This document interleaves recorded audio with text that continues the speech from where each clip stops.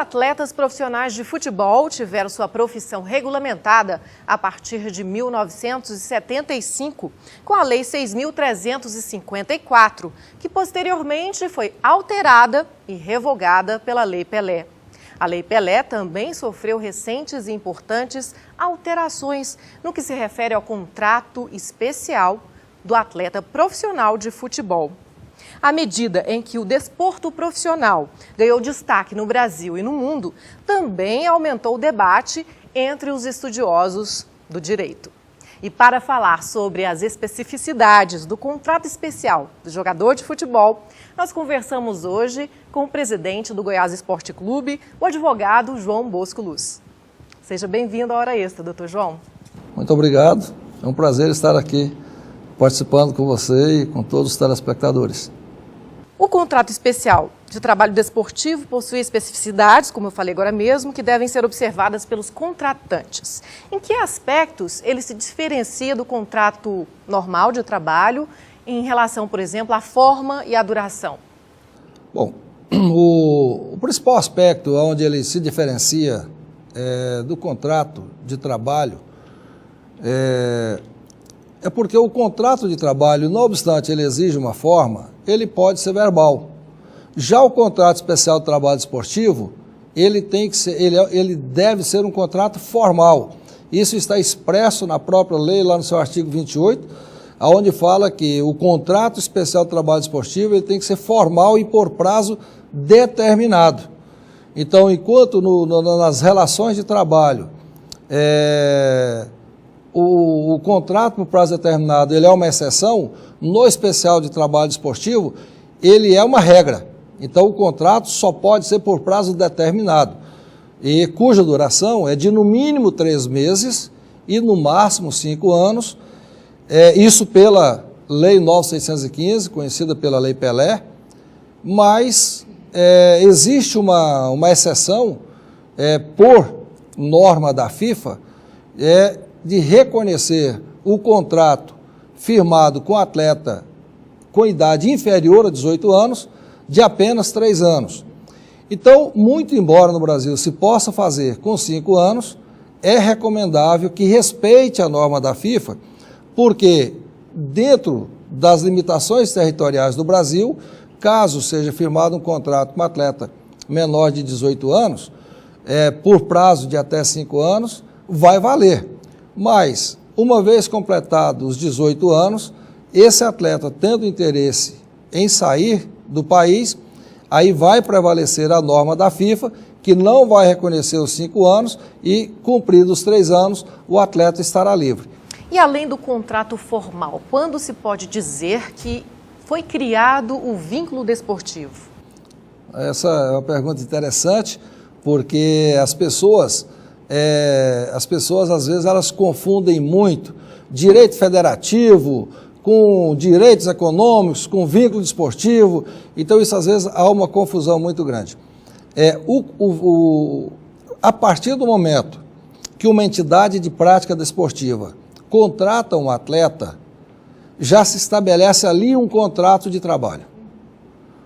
Agora, só vai surgir o vínculo desportivo a partir do momento que esse contrato de trabalho, por prazo determinado, for devidamente registrado na respectiva confederação, no caso do atleta profissional de futebol, na Confederação Brasileira de Futebol.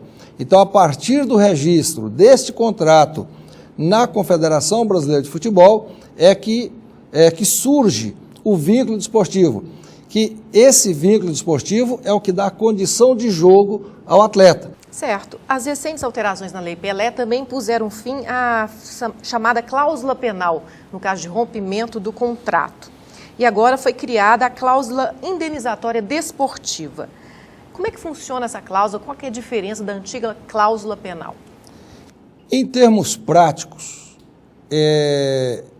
ela tem uma diferença substancial, porque a cláusula penal existia muita discussão, principalmente no início da vigência da Lei 9.615, quanto à sua bilateralidade ou unilateralidade. A cláusula penal é bilateral? ou é unilateral? Ora, de acordo com o Código Civil, a cláusula penal ela é bilateral. Só que ela foi inserido esse dispositivo da Lei 9.615 exatamente para obrigar, como houve a extinção do passe e encerrado o vínculo esportivo, o atleta estaria livre para firmar contrato com qualquer outra entidade de prática esportiva. Então, se não tivesse uma pena para que o atleta, compelir o atleta a cumprir o seu contrato até o final, ele poderia firmar o contrato com o clube, surgiu uma proposta salarial mais alta, mais vantajosa, ele poderia simplesmente rescindir o seu contrato e transferir-se para outra entidade de prática esportiva. Então, o objetivo da cláusula penal era exatamente compeli-lo a cumprir o seu contrato até o final. Depois de muita discussão jurídica, o TST firmou o entendimento de que a cláusula penal ela era unilateral, sendo devida exclusivamente pelo atleta ao clube em caso de rescisão do contrato de trabalho.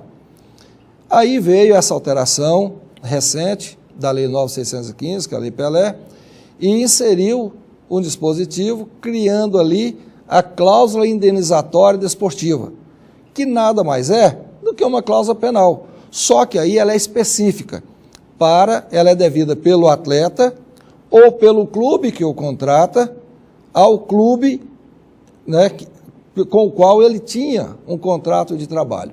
Então, se o atleta tem um contrato de trabalho firmado com o clube e quer se transferir para um outro clube, basta que o outro clube pague o valor correspondente à cláusula penal ou negocie com o clube empregador, né, uma redução desse valor, enfim, entre num acordo, faça a respectiva indenização, rescinde-se o contrato, o atleta estará livre.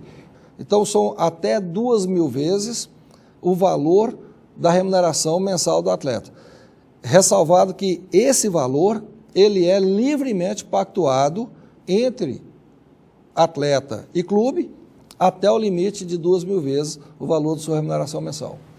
E quanto à cláusula compensatória desportiva? Há uma confusão aí, né, de termos, mas ela se diferencia. Diferencia. A cláusula compensatória desportiva, ela já veio para substituir o artigo 479 da CLT, que não é aplicado nesta relação em caso de dissídio individual entre clube e atleta.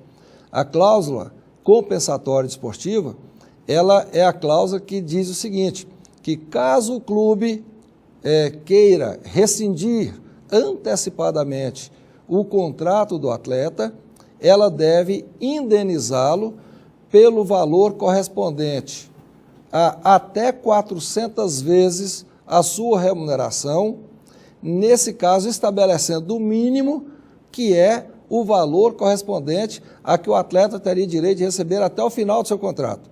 Ou seja, se o 479 determina que é a metade do que ele teria direito a receber, nesse caso da relação atleta-clube, é de no mínimo o total que ele teria direito a receber, sem nenhum desconto. O que eu faço uma séria crítica nesse caso, porque essa cláusula ela inviabilizou a rescisão antecipada de qualquer contrato de trabalho de atleta. Se o atleta não corresponde às expectativas do clube, se ele não produz aquilo que o clube necessita, ele vai ficar ali cumprindo o seu contrato até o final, sem que o clube possa fazer alguma coisa. Ao que parece, as alterações recentes na Lei Pelé beneficiaram o atleta profissional de futebol. Mas o senhor, num artigo que escreveu sobre o assunto, falou que o princípio da hipossuficiência não poderia ser aplicado totalmente nessas relações de trabalho, em razão dos altos salários recebidos pelos atletas profissionais de futebol, em razão da alta qualidade que eles têm. Mas esse assunto a gente conversa no próximo bloco. Vamos para um rápido intervalo e voltamos já já. Hoje conversamos com o presidente do Goiás Esporte Clube, João Bosco Luz, sobre as especificidades do contrato especial do jogador de futebol.